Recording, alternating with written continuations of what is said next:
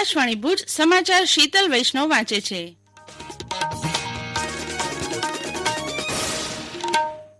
નમસ્કાર. સમાચાર શરૂ કરતા પહેલા સાંભળીએ આ સંદેશ.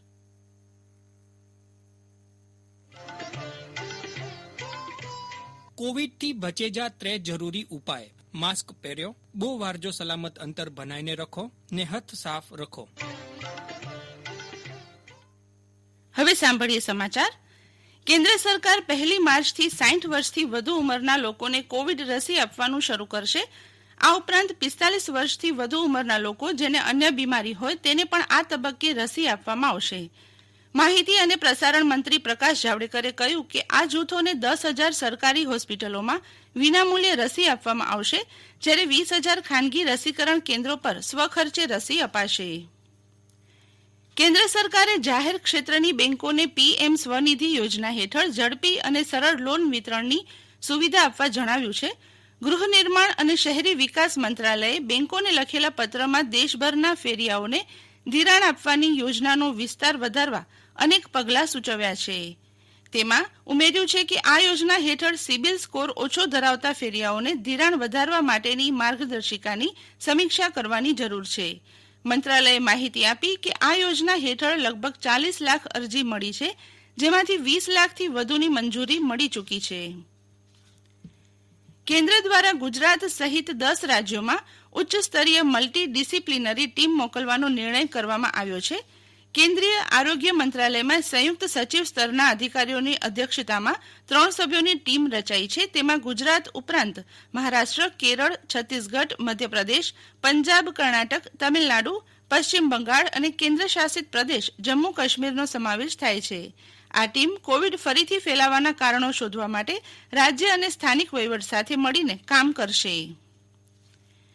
સ્વદેશી રમકડાને પ્રોત્સાહન આપવા ભારત સરકાર દ્વારા આગામી 27મી ફેબ્રુઆરીથી 2 માર્ચ દરમિયાન રાષ્ટ્રીય રમકડા મેળો યોજાનાર છે, જેમાં ગુજરાતના 50થી વધુ રમકડા ઉત્પાદક તેમજ વિક્રેતાઓ સહભાગી થનાર છે. અમદાવાદમાં વર્ષોથી રમકડા બનાવનાર પંકજ પટેલે સરકારની આ પહેલને આવકારતા આ મુજબ જણાવ્યું હતું. પટેલ, ગુજરાત અમદાવાદથી અમે અલગ અલગ પ્રકારના ટોયઝ બનાવીએ છીએ. ટોયઝ ફેરથી અમને એક નવું પ્રોત્સાહન મળશે. અમે બાળકોની પ્રવૃત્તિ ઉપર વધુ ધ્યાન આપીએ છીએ કે તેમને કેવા પ્રકારના ટોયઝ સાથે રમવાનું ગમશે તે પ્રકારના ટોયઝનું અમે ઉત્પાદન કરીએ છીએ, જેમાં અમે સ્લાઇડ, જમ્પિંગ, રોક ક્લાઇમ્બિંગ તથા એક્ટિવિટી ગેમ જેવા અનેક અલગ ટાઈપની ટોયઝ બનાવીએ છીએ, જે બાળકોને પ્રોત્સાહન મળશે અને કસરત બી થાય છે એની સાથે, અને તેમના મગજનો વિકાસ પણ થાય. જે અત્યારે બાળકો વધુ પડતું મોબાઈલ ગેમ્સ વધુ રમતા હોય છે, અને એના માટે થઈને અમે એવા પ્રકારના ટોયઝ બનાવીએ છીએ કે એ બાળકો મોબાઈલ છોડી અને અમારી ગેમોમાં વધુ ટાઈમ આપે, જેનાથી એમને કસરત છે, એમના મગજનો વિકાસ છે, એ બધું બનાવીએ. બીજી મેરીટાઈમ ઇન્ડિયા પરિષદ 2 માર્ચથી 4 માર્ચ દરમિયાન વર્ચ્યુઅલી યોજાશે. પ્રધાનમંત્રી નરેન્દ્ર મોદી તેનું ઉદ્ઘાટન કરશે. પહેલી પરિષદ 2016માં મુંબઈ ખાતે યોજાઈ હતી. રાજ્યમાં કોરોનાની સ્થિતિ જોઈએ તો ગઈકાલે નવા નોંધાયેલા 380 કેસ સાથે રાજ્યનો અત્યાર સુધીનો કોરોના સંક્રમિત દર્દીઓનો કુલ આંક 2,68,147 પર પહોંચેલ છે.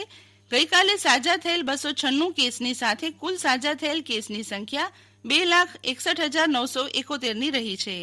હાલ રાજ્યમાં સક્રિય દર્દીઓની સંખ્યા 1,869, રિકવરી રેટ 97.66% અને કુલ મરણાંક 4,707નો થયો છે. તો કચ્છમાં કોરોનાના 7 નવા કેસની સામે કુલ 4 દર્દીઓને સ્વસ્થ થતાં રજા આપવામાં આવી હતી. હાલ સક્રિય પોઝિટિવ કેસો 65ની રહી છે. તો અત્યાર સુધી કુલ નોંધાયેલ પોઝિટિવ કેસની સંખ્યા 4,559, સાજા થઈ રજા અપાયેલ કેસોની સંખ્યા 4,381 અને અત્યાર સુધીનો મરણાંક 81નો રહ્યો છે. અમદાવાદના નવનિર્મિત નરેન્દ્ર મોદી સ્ટેડિયમ પર ભારત ઇંગ્લેન્ડ ત્રીજી ટેસ્ટ મેચના પ્રથમ દિવસે ભારતની ટીમના પ્રથમ દાવમાં 3 વિકેટના ભોગે 99 રન થયા છે. એ અગાઉ ઇંગ્લેન્ડની ટીમનો પ્રથમ દાવ 112 રનમાં પૂરો થયો હતો.